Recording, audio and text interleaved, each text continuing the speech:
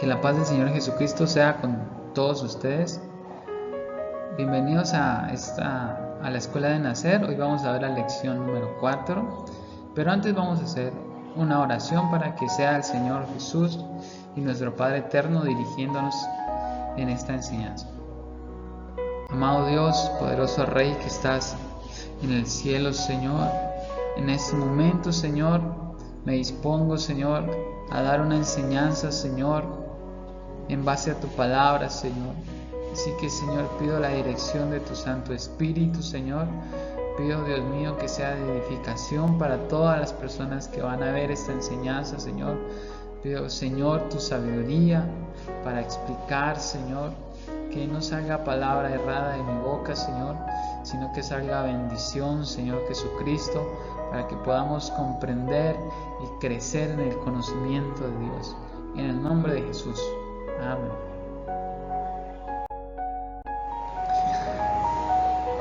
La lección que vamos a ver hoy dice así: solo existe un Dios. Basándose en ese versículo tan famoso de Deuteronomio 6:4, que dice: Oye Israel, Jehová nuestro Dios, Jehová uno es, también conocido como el Shema, porque ese Oye Israel en hebreo se escribe Shema, o en la Biblia está así, Shema. Y las preguntas para resolver es: ¿cómo es Dios? Ese cómo es Dios es respecto al número, a su naturaleza. ¿Cuál es su naturaleza? ¿Qué significa unicidad de Dios? ¿Y cuál es el nombre de Dios? Con nuestro texto base, con el Shema, diciéndonos que Dios es uno. Pero entonces eso lo vamos a estudiar a lo largo de esta lección.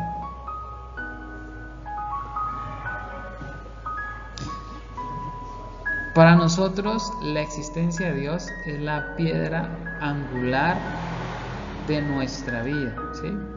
Y dice la palabra en Hebreos 11, versículo 6. Es necesario que el que se acerca a Dios crea que Él existe y que recompensa a los que le buscan. Lo primero que vamos a hablar nosotros es sobre la existencia de Dios. La Biblia no debate la existencia de Dios, sino que la Biblia está completamente segura de la existencia de Dios. En la Biblia no hay ningún capítulo que hable si Dios existe, sino se habla de la necesidad del hombre de creer que Dios no existe. Pero la Biblia afirma en cada pasaje, en cada texto, que Dios está ahí y que es uno. Dice este pasaje: es necesario que el que se acerca a Dios crea que Él, hablando de Él, de un ser, no de varios seres, ¿no? Él existe y que recompensa a los que le buscan, ¿sí? La Biblia no dice que si Dios existe o no, lo que pide es que nosotros estemos convencidos que realmente Él existe, que realmente Él es real. Veamos algunos argumentos racionales de la existencia de Dios. O sea, no argumentos bíblicos, sino racionales. Primero, el argumento cosmológico. Este argumento lo que dice es que el universo tiene una causa, tiene un principio y tiene un porqué. Y que si el universo tuvo un principio, eso coincide, por ejemplo, con lo que dice la Biblia, ¿no? Que en el principio creó Dios los cielos y la tierra. Científicamente se sabe que el universo tuvo un principio, que no ha existido siempre, sino que alguna vez comenzó. Entonces se cree que alguien lo impulsó a existir este universo, como la teoría del Big Bang, que es la más popular. Entonces esta teoría dice que todo existe por una razón, porque hubo una causa, una razón para que todo existiera. El argumento teológico o del diseño, este argumento lo que dice es, por ejemplo, miremos este reloj para explicarlo mejor. Si nosotros miramos este reloj, este reloj es la prueba de que hubo un relojero, una persona con habilidades, con destreza, con ingenio, para poder construir este reloj. Entonces mirar este reloj es la prueba de que existe un relojero o un creador de relojes. Entonces, de esa misma manera, cuando nosotros miramos la creación, a los seres vivos, el universo, los planetas, las galaxias y la hermosura, la complejidad, miramos todo lo que hay en ellos, y entonces nosotros miramos que eso prueba que hay un diseñador inteligente detrás de todo eso. Así como nosotros vemos que hay un relojero inteligente detrás de un reloj, pensamos también, es un argumento lógico, ¿no?, que detrás de la creación del ser humano, de la complejidad de la vida y del universo, también hay un ser inteligente, un creador de todo eso. Ese es el argumento teológico o del diseño, ¿no? Entonces, este argumento pues va en contra de la teoría evolutiva y algunas teorías que pues lo que dicen es que los elementos para la vida y para la creación de todas las cosas estaban en algún momento pues mezclados como en una sopa, ¿no? Y que de repente ellos comenzaron a unirse de poco a poco en miles de años, millones de años, hasta que se fueron formando cosas más complejas, hasta que se creó la vida, hasta llegar pues a nosotros hoy en día, ¿no? Pero pues si nosotros miramos el reloj, es como decir que si pusiéramos las piezas sueltas del reloj, él solito se armaría en algún momento, después de muchas reacciones físicas o químicas, ¿no? Un poco difícil de creerlo de esa manera. Entonces ese es el argumento del diseño. El argumento axiológico o de la ley moral es el que muestra que el ser humano tiene una moralidad, que hay un concepto del bien y del mal, y que hay un concepto sobre todo de un bien que es superior a nosotros. Entonces ese es el concepto de Dios. ¿De dónde viene lo bueno? ¿De dónde viene lo malo? Si no existiera Dios, no había una definición de lo bueno y no habría una definición de lo malo, porque es Dios a través de las épocas que ha definido lo que es correcto y lo que es incorrecto para el hombre. Entonces, dentro del hombre mismo, sin necesidad de formar parte de la sociedad, hay un concepto de lo que es bueno y de lo que es malo. Entonces, este argumento dice es que Dios es el que ha formado ese concepto del bien y del mal dentro de nosotros. O sea, una entidad, un ser moral superior a nosotros debe existir. Por eso vemos aquí al hombre pues como con un angelito y un diablito, como que le hablan lo bueno y lo malo. Y el argumento etnológico o histórico es el argumento que muestra que el hombre siempre ha estado en la búsqueda de un ser superior. Siempre ha estado en la búsqueda de, por así decirlo, de Dios, ¿no? Aunque no quiere decir que por haber buscado de pronto a ese ser superior lo hayan encontrado, ¿no? Y eso está en todas las culturas. En esta imagen de acá vemos que tanto en Asia, en Oriente, en América, habían deidades desde las épocas más antiguas. Esta figurita que aparece aquí, el primero se llama Enki, es como un dios de la mitología de los sumerios, de las primeras culturas. Una de las primeras culturas, si no es que la primera cultura, es la Sumeria.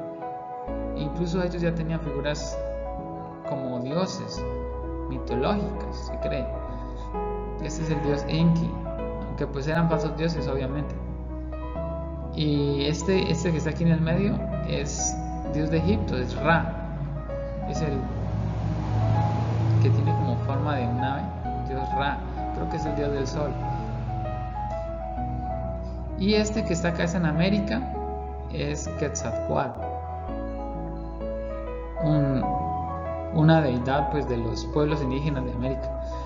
Entonces, y así en todas las culturas del mundo siempre se ha visto que el hombre ha buscado encontrarse con seres divinos, con seres que son superiores. Entonces eso muestra de manera racional, no bíblica, ¿no?, sino de manera lógica, la existencia de Dios. Ahora, ¿cuál de estos argumentos está en la Biblia? Pues en la Biblia encontramos es el del diseño, ¿no? Hay un salmo que dice que que los cielos, ¿no?, y la creación muestran la obra de las manos de Dios. O sea, que ellos son testigos. Ellos muestran, ellos dan ese testimonio de que hay un creador detrás de todas las cosas. Y vamos, ¿qué es lo que dice la Biblia? Pues sencillamente la Biblia dice que existe un Dios solamente un Dios. En todas las culturas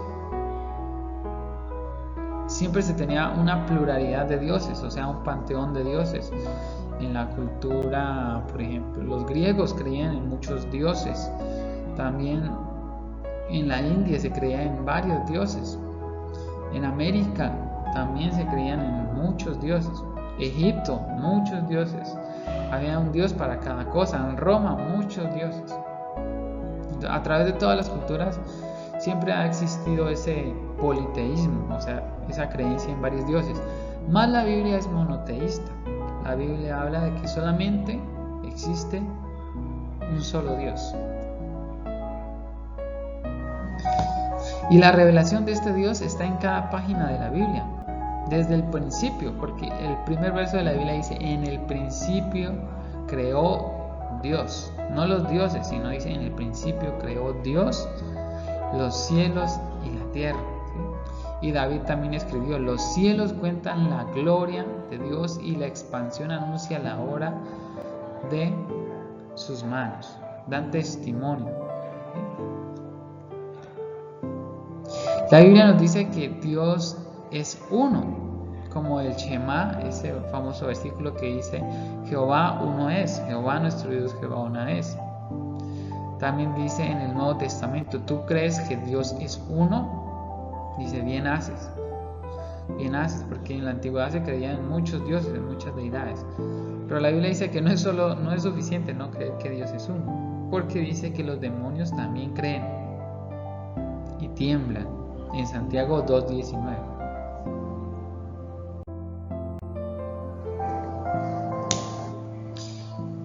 Entonces nosotros hablamos de una palabra llamada unicidad, un poco controversial, tan controversial como la Trinidad. Unicidad, ¿pero qué significa esto? Significa, la unicidad es la cualidad de Dios de ser único e indivisible. Eso es lo que significa la palabra unicidad, de ser único e indivisible. Todos estamos de acuerdo en que Dios es único, más de que sea indivisible, no todos están de acuerdo en ello. En el Antiguo Testamento, una de las pruebas de la unicidad más fuertes en el Antiguo Testamento están en varios textos de Isaías.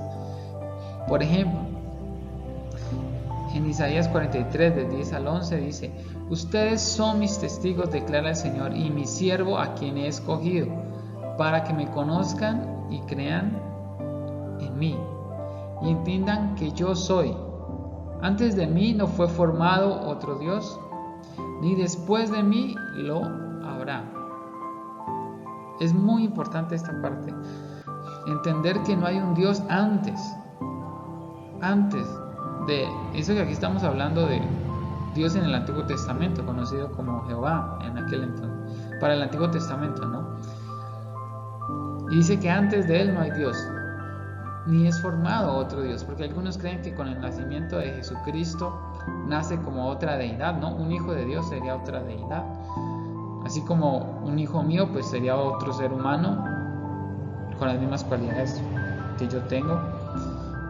Se cree carnalmente, ¿no?, que el Hijo de Dios viene a ser otra deidad u otra persona dentro de la deidad. Pero la Biblia no lo dice así. Dice: no ha sido creado ni antes ni lo será. Y dice también: yo soy el Señor. Yo soy el Señor, dice. Esto está escrito en el Antiguo Testamento. O sea, hablando en nombre de Jehová, ¿no? Yo soy el Señor. Esta parte es muy importante. Jesús dijo: vosotros me decís Señor, y bien hacéis porque lo soy, dijo Jesús. esto nos está revelando que hay un solo Señor, que es ese mismo Jehová de los ejércitos. Yo soy el Señor, dice, y fuera de mí no hay Salvador. O sea, no hay un Salvador fuera del Dios del Antiguo Testamento. Eso está en Isaías, no está en el Nuevo Testamento. Dice, fuera de mí no hay Salvador, y nuestro Salvador es Jesucristo. O sea, ya me estoy adelantando un poco a la enseñanza, ¿no? También dice, yo soy el primero y yo soy el postrero. O sea, yo soy el primero y yo soy el último. Para los que creen que hay una primera persona, una segunda persona, una tercera persona en la deidad, el Señor dice, yo soy el primero y yo el postrero. O sea, yo soy el primero y yo soy el último. No hay segundo, no hay tercero. Y fuera de mí no hay Dios. Isaías 44, 6. También dice la palabra, no hay Dios sino yo, no hay fuerte, no conozco ninguno. Yo, Jehová, que hago todo, que extiendo solo los cielos, que extiendo la tierra por mí mismo. Así que en Isaías pues vemos una revelación fuerte de la unicidad, ¿no?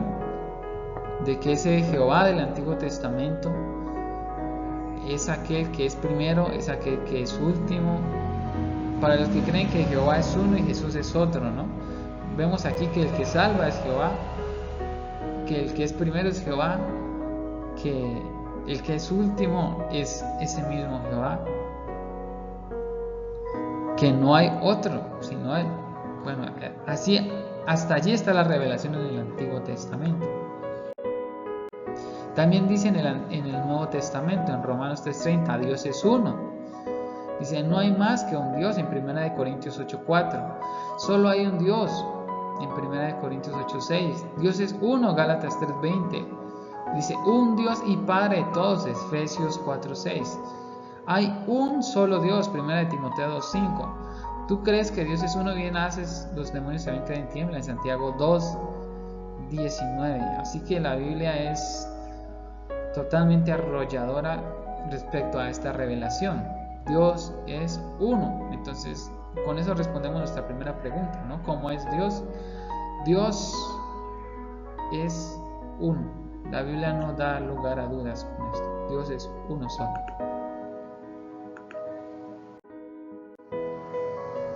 Ahora veamos cómo es la naturaleza de este Dios a través de sus atributos. En primer lugar, Dios es espíritu. Jesús afirma esto en Juan 4:24. Y un espíritu no tiene carne ni huesos. Así que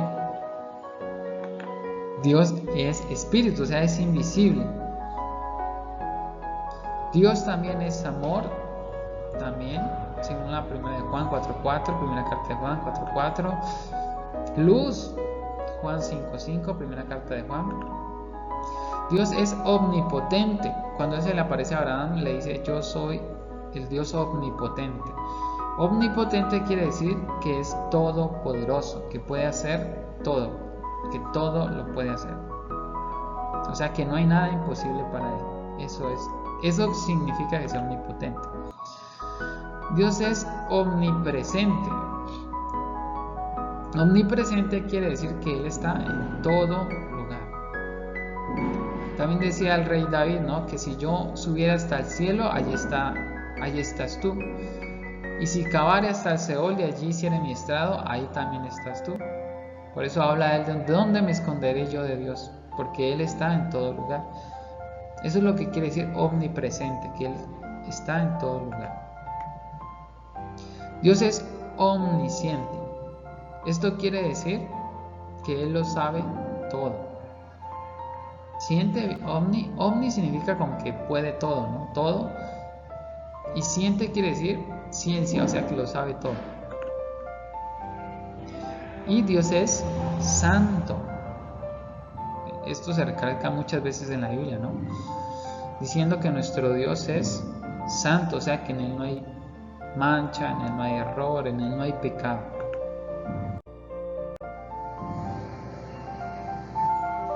Ahora veamos las manifestaciones de Dios. Siendo que Dios es espíritu y que para el hombre es imposible verlo o tocarlo. Eso quiere decir que es espíritu.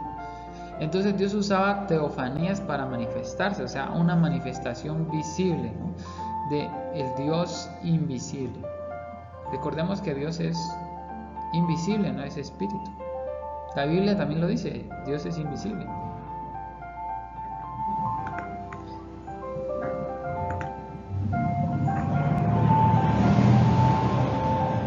Entonces, Dios se le manifiesta como hombre a Abraham, Génesis capítulo 18.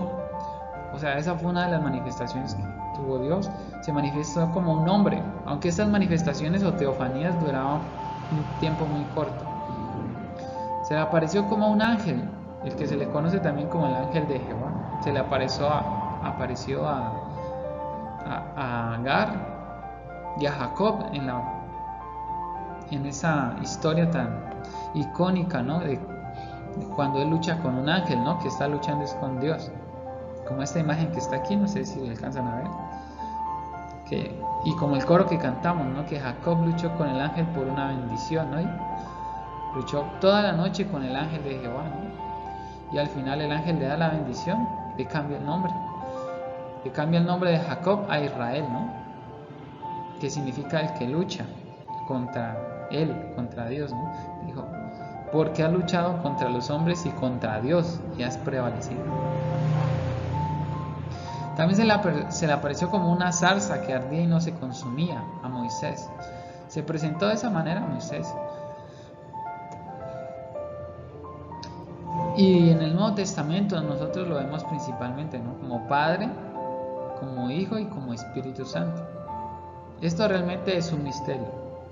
Y cada teofanía de Dios es un misterio, no es que la entendamos plenamente, porque pues nosotros a veces nos envanecemos tratando de entender los misterios de Dios, ¿no?, creyendo que podemos comprender, ¿no?, cosas que están fuera de nuestro alcance. Pero dice la Biblia, e indiscutiblemente dice, grande es el misterio de la piedad. Es un misterio grande, no es un misterio pequeño, es un misterio muy grande. Dice, Dios fue manifestado en carne, o sea, Jesucristo, justificado en el Espíritu. Eso se refiere a las obras que Jesucristo y los discípulos hicieron, ¿no?, porque era el Espíritu que moraba en ellos el que hacía las obras. Visto de los ángeles, porque pues Dios era invisible, incluso invisible hasta para los ángeles. Visto de los ángeles. Predicado a los gentiles, creído en el mundo y recibido arriba en gloria. Está hablando claramente de Jesús, ¿no? O sea que la manifestación de Jesús es un misterio realmente, ¿sí? La manifestación de Jesús es un misterio porque en Él está el Padre, en Él está el Hijo y en Él está el Espíritu Santo. Jesús mismo lo dijo, ¿no? Yo soy en el Padre y el Padre es en mí. O sea que la deidad de Dios, ¿no?, y la humanidad de Jesucristo están así como dos caras de una moneda, ¿no? Es un misterio realmente, ¿no? Pero Jesucristo es como dice la Biblia, ¿no?, en Él está toda la plenitud, no está una parte de la plenitud, porque pues se enseña a veces que Jesús es como una parte de Dios, ¿no? Y en la Biblia no dice que en Él está una parte de la deidad de Dios, dice en Él está toda la plenitud de la deidad. O sea, todo lo que es Dios está dentro de Jesucristo, en Él está. Pero es un misterio. Así que bueno, esta parte es como un poco controversial, ¿no? Porque pues hay dos corrientes, ¿no? La corriente de la unicidad y la corriente de la Trinidad. La unicidad es la que dice pues que Dios simplemente se manifiesta de maneras diferentes, como el Padre, como el Hijo y como el Espíritu Santo, siendo estas las manifestaciones más importantes, ¿no? Porque en el Antiguo Testamento, pues como vimos, Dios se manifestó de diferentes maneras, e incluso más que las que están aquí. Pero las más importantes, ¿no?, como el Padre, ¿no?, también como se le llama Jehová, como el Hijo, como el Padre pues en la creación, el Hijo en el sacrificio de la cruz, en la redención del hombre, y Espíritu Santo como Dios dentro de nosotros, ¿sí? Dios como maestro y guía personal de cada uno de nosotros, ¿sí? Entonces pues esta cuestión ha llevado a que la iglesia se divida, ¿no? En los que creen en que Dios no se puede dividir, o sea que Dios simplemente se manifiesta de una manera o se manifiesta de otra, pero que sigue siendo ese mismo ser. Y la otra pues que es la corriente de los trinitarios, que ellos piensan que Dios sí está dividido en tres partes.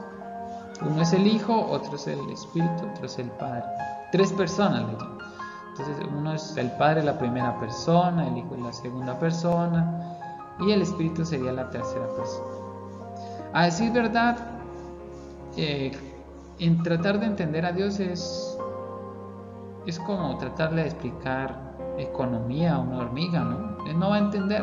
Nosotros no tenemos la capacidad realmente para entender la complejidad de lo que Dios es.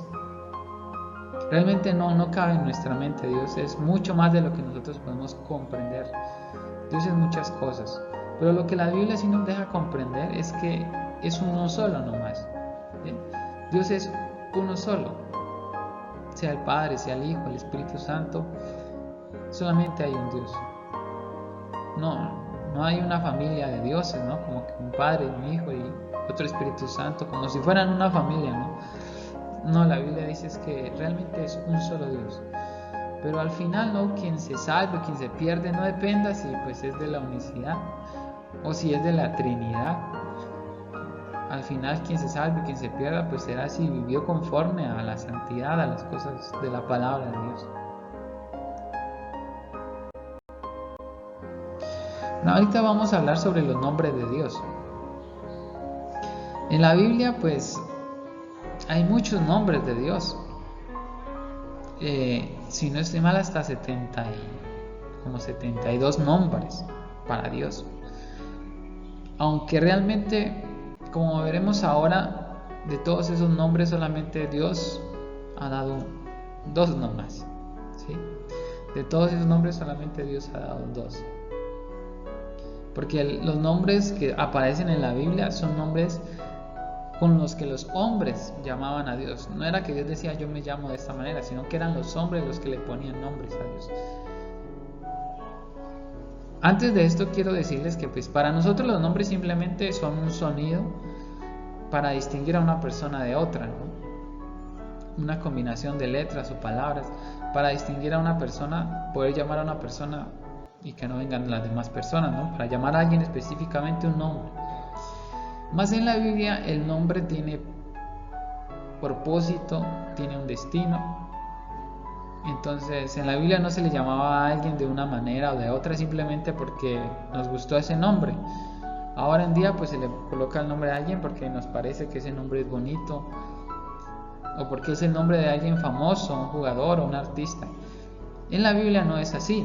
En la Biblia los nombres se colocan de acuerdo a las circunstancias de la persona, lo que se creía o algo que se le profetizaba a la persona. Por ejemplo, a Jacob se llamaba así porque la madre, pues cuando él salió del vientre de su madre, él salió cogiéndose el hermano primogénito porque no, pues, parecía que no quería ser el segundo, quería ser el primogénito. Entonces la mamá le llamó, este es un tramposo, y le colocó así, literalmente le llamó tramposo o suplantador, porque eso es lo que significa Jacob. Jacob significa suplantador. Por ejemplo, Abraham significa padre de multitudes, y eso es lo que Abraham fue. Por eso nosotros vemos que cuando Jesús llama a sus 12 apóstoles o sus 12 discípulos, Él les cambia el nombre a todos, porque el nombre lleva un distintivo de lo que la persona es. Para Dios el nombre no es un sonido simplemente para identificar a una persona. Para Dios el nombre lleva un propósito, lleva un destino. Por eso le puso a Simón, le llamó Pedro, que significa roca. Y de esta manera también renombró a todos los discípulos, ¿sí? Al apóstol Pablo, recordemos que él se llamaba Saulo. Entonces Dios, y de hecho en Apocalipsis dice que a todos los redimidos se les ha dado un nuevo nombre escrito en una piedra que solo Él conoce. O sea, hay un nuevo nombre para la iglesia, incluso para mí, para ustedes que están viendo este video. Hay un nuevo nombre. O sea, el nombre no es algo tan trivial como lo es para nosotros en estos tiempos. Para Dios los nombres son importantes y eso se ve en su palabra, porque en el nombre hay propósito, hay destino, hay planes. Y recordando, ¿no?, la lucha de Jacob con el ángel, ¿no? La bendición que el ángel le dio a Jacob fue cambiarle el nombre. No le dio dinero, no le dio algo que él pidiera materialmente. Peleó toda la noche y lo único que hizo el ángel fue cambiarle el nombre. Dijo, ¿cómo te llamas? Dijo Jacob, lo que significa engañador, tramposo, suplantador. Dijo, desde ahora en adelante tu nombre será Israel, que es un nombre de bendición, es un nombre del cielo. Entonces, veamos algunos nombres de Dios, teniendo claro esto. En la Biblia le llaman Elohim, que realmente significa pluralidad de majestades o virtudes, porque Dios tiene muchas virtudes, ministerios, hay muchas cosas en él. El Elyon, que significa el más alto o el altísimo, así lo llamaban también, el altísimo. Adonai, que significa Señor. El Shaddai, que significa el Dios Todopoderoso. El Olam, que significa Dios eternal. Y Jehová, que significa el que existe por sí mismo.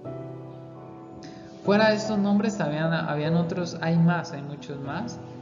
Por ejemplo, Jehová Rafa, Jehová Jireh, que significa Dios es mi proveedor, o Jehová Nisi, que es Jehová es mi estandarte.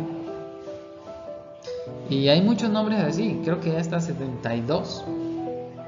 Pero estos son como los otros son derivados de Jehová. Esos son como, digamos, los más importantes.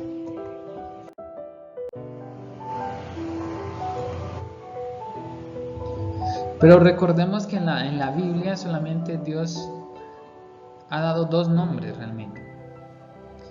El primer nombre que Dios da, algunos dicen que no es un nombre, sino que es una cualidad de su nombre. Pero pues en el Antiguo Testamento dice que ese también es un nombre, que es el famoso tetragramatón. El tetragramatón son 4 letras, eso es lo que significa tetra significa 4. Entonces tetragramatón son estas 4 letras que están aquí, YH, WH, o cuando las pasan al español le escriben YH, VH, que se cree que suena Yahvé. De aquí que a veces a Dios en algunas Biblias, en lugar de aparecer Jehová, aparece Yahvé o Yahweh. Entonces, este YHWH, que se cree que se leía Yahweh, entonces, se podrán preguntar por qué son solamente letras y no tienen vocales, son consonantes sin vocales. Es porque el hebreo antiguo no tenía vocales, tenían consonantes. Entonces aparece el YHWH, que se cree que se leía Yahweh. Entonces algunas personas, unos creyentes, mezclaron la palabra Yahweh con la palabra Adonai, tomando las vocales de Adonai, la A, la O y la A, y crean una nueva palabra llamada Yahová. Yahová. Esta palabra Yahová en español se lee Jehová. Entonces de aquí es de donde sale el nombre de Jehová. Pero realmente el nombre que se dio en el Antiguo Testamento pues no fue Jehová literalmente, sino que el nombre que se dio fue este, Yahweh. El YHWH, tetragramatón, que significa yo soy el que soy o el que existe por sí mismo. Y eso es porque es la misma palabra Jehová, sino que hasta nosotros esta palabra ya llega como podrán preguntarse por qué pues la gente o los judíos o nosotros no llamaban a Dios simplemente Yahweh y le ponían tantos nombres? Porque había un mandamiento. La respuesta es porque había un mandamiento que decía: no pronunciarás el santo nombre de Dios en vano. Entonces los judíos tenían miedo de pronunciar el nombre de Dios, y para ello, porque recordemos que en los tiempos de la ley, pues el que incumplía la ley tenía que morir, ¿no?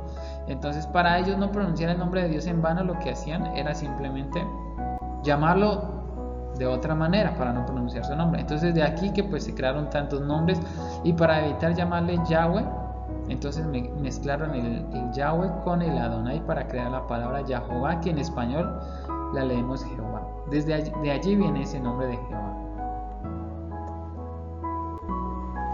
Ahora, el nombre con el cual Dios se nos ha revelado a nosotros. Ese nombre es Yehoshua, que abreviado es Yeshua, que en español es Jesús, o Jesús el Mesías, y significa Jehová es Salvador, o Yahweh es salvación.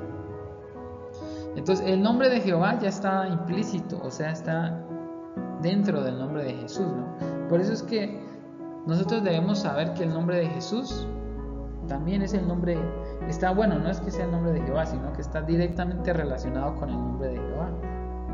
Cuando uno habla el nombre de Jesús, también está hablando el nombre de Jehová, porque Jesús significa Jehová salva. De hecho, nosotros vemos en la Biblia que los fariseos no le llamaban a Jesús por su nombre, ¿no? Porque pues, yo creo que para ellos era como una blasfemia, porque el nombre, decirle a Jesús su nombre era reconocer, ¿no?, que Él era Jehová salvándolos. Entonces los judíos nunca le llamaban, los fariseos no le llamaban por su nombre. No veo yo que le llamen Jesús, o no les agradaba, ¿no?, llamarlo Jesús, sino que le decían rabí o maestro. Casi no le llamaban por ese nombre, ¿no? Porque ese nombre, el nombre de Jesús es ese Dios del Antiguo Testamento, ¿no?, intercediendo, salvando al mundo. Dice la palabra: por lo cual Dios también le exaltó hasta lo sumo, hablando de Jesús, y le dio un nombre que es sobre todo nombre, para que en el nombre de Jesús se doble toda rodilla de los que están en los cielos y en la tierra y debajo de la tierra, y toda lengua confiese que Jesucristo es el Señor, para gloria de Dios Padre. Entonces en la Biblia se nos dice que solamente un nombre es sobre todo nombre. No se habla de otro nombre que sea sobre todo nombre. Solamente el nombre de Jesús es nombre sobre todo nombre. Y para cualquier cristiano que haya pues leído más o menos la Biblia, sabemos que Jesús es Dios. La Biblia lo muestra en muchas partes, ¿no? Jesús no solamente es el Hijo de Dios, no solamente es un profeta. Jesús es Dios. Y por lo tanto su nombre también es el nombre de Dios. Entonces Dios ha sido llamado con muchos nombres. En el Antiguo Testamento Él se dio a conocer como Yahweh o como Yahvé. Pero para nosotros, para los gentiles, en este tiempo, ¿no?, de la gracia, se nos ha dado este nombre, el nombre de Jesús o de Yeshua. Se nos dio este nombre para salvación. Dice la palabra: y todo lo que hagas, sea de obra o de palabra, hacerlo en el nombre de Jesús. O sea que nosotros oramos en el nombre de Jesús, bautizamos en el nombre de Jesús cuando estén hechos, y hacemos todas las cosas en el nombre de Jesús, porque así la palabra lo ordena. Dice que todas las cosas sean hechas en el nombre de Jesús, y que este nombre es sobre todo nombre. O sea que sobre todos los nombres que hay en la Biblia, para Dios este es el nombre más excelente. Este es el que es sobre todos los nombres. Así que nosotros podemos llamar confiadamente a Dios por este nombre. Jesús dijo, ¿no?, en su cualidad de hombre: todo lo que pidieres al Padre en mi nombre. O sea, nosotros podemos orar a Dios en el nombre de Jesús, y Él lo hará. Él dijo: yo lo haré. Así que bello conocer esto sobre el nombre de Dios, ¿no? Se nos ha dado este nombre para conocer a Dios. Entonces, como conclusión, ¿cómo es Dios? Vamos a decir que Dios es uno. ¿Cuál es su naturaleza? Entonces nosotros habíamos dicho que Jesús es, que Dios, bueno, es espíritu, que Dios es amor, que Dios es luz, que Dios es omnipotente, omnipresente y omnisciente. ¿Qué significa omnicidad de Dios? Que Dios es único e indivisible. ¿Cuál es el nombre de Dios? Dios ha sido llamado con muchos nombres, pero en este tiempo, en esta dispensación, o sea, en este momento, Él nos ha dado un nombre nomás. Jesús nunca habló en el nombre de Jehová. En el Nuevo Testamento no aparece Jehová, ni siquiera Yahweh, no aparece. En el Nuevo Testamento solamente hay un nombre, el nombre de Jesucristo. Con esto no estoy diciendo que Yahweh no sea nombre de Dios, o Jehová no sea nombre de Dios. Con esto lo que yo estoy diciendo, que el nombre que Dios nos ha dado para conocerle y para llegar a Él en estos momentos, en este tiempo, es el nombre de Jesús. Así que ese es el nombre de Dios para nosotros. ¿Qué significa? Jehová salva, porque es lo que está haciendo en este momento, salvando. Jesús vino precisamente para dar a conocer el nombre del Padre. Les he dado a conocer tu nombre y lo daré a conocer aún, para que el amor con que me has amado esté en ellos y yo en ellos. Juan 17:26. Entonces recordemos, hay un Padre, hay un Hijo, hay un Espíritu Santo, pero solamente hay un Dios. Entonces, es un misterio, realmente es un misterio. Tratar de comprenderlo es tratar de ir a un terreno donde nosotros no estamos intelectualmente capacitados para comprenderlo. Algún día lo entenderemos, si Dios lo permite. Pero por ahora solo sabemos eso.